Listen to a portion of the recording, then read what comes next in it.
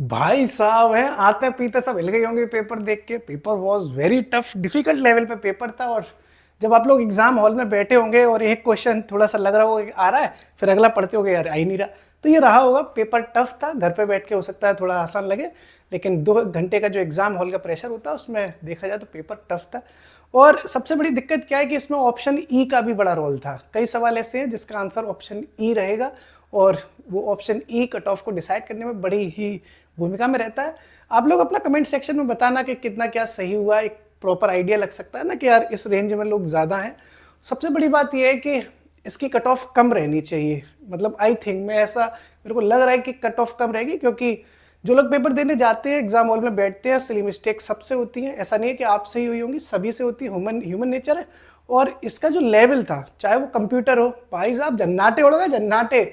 और current affairs जनवरी 2023 में वो जो क्रूज चला था बनारस में, वो पूछा गया। चलो लोगों को हो सकता है याद भी हो, लेकिन जो वो प्रीति सरन वाला क्वेश्चन है, जो वो बनी है सामाजिक आर्थिक समिति में शामिल हुई थी, वो कब की बात है, 2.25 साल पुरानी बात है।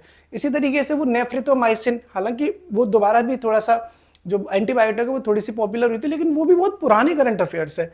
पद्म पुरस्कार 2025 के पूछे गए हैं, मतलब 2026 में पद्म पुरस्कार ऑलरेडी बट गया, लेकिन पूछा कब का है, 2025 का। जब 2026 में बट गए तो लोग 26 के याद करते हैं, 25 थोड़ी याद करेंगे, लेकिन 25 का पूछा, उसमें भी कौन सी कैटेगरी में कौन सा इंसान है। तो इट वॉज वेरी डिफिकल्ट। मतलब ज्ञान देना यहाँ पे, ऑनलाइन ज्ञान देना बहुत आसान है, जब पेपर कर रहे होते तब पता होती है कि कितना कठिन है। तो जिन लोगों के थोड़े कम हो रहे हो या कट पिट रहे हो, वो अभी बिल्कुल टेंशन में न रहे, क्योंकि जो कटापिटी आपके संग हुई है ना, वो रायता सबके संग फैला है भाई साहब, सबके संग फैला है। हमारे पास तो इतने हजारों लोग जुड़े हमसे, हजारों मैसेज हम सुबह 4 घंटे से पढ़ रहे हैं, कोई सेटिस्फाई नहीं हो पाया। अच्छे से अच्छा बड़ा विद्वान देख लो, चाहे कोई भी देख लो, इसमें पूरे जो स्टूडेंट बैठे थे वो सब योग्य थे भाई। सब पैट की 68 पॉइंट कौन थी, मतलब पैट में कितना हाईएस्ट कट ऑफ गई, उसके बाद जो इसमें स्टूडेंट बैठे वो अच्छे खासे लेवल के थे, जिम्मेदार विद्यार्थी थे।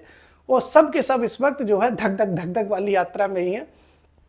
तो होप रखनी चाहिए, ऑफिशियल आंसर की का इंतजार करना चाहिए।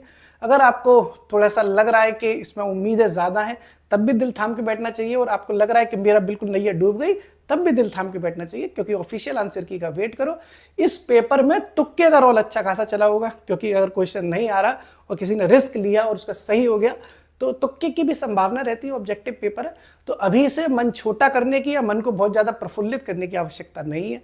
पेशेंस के साथ वेट करना चाहिए ऑफिशियल की का। कमेंट सेक्शन में आप बताओ कि जो है आपके कितने हो रहे हैं। आपने तो आजकल एआई का ज़माना है, सब देख ही लिया होगा। और जो बड़े बड़े यूट्यूबर्स जो हैं वो आंसर की कर निकाल भी देते हैं, निकाली भी होगी।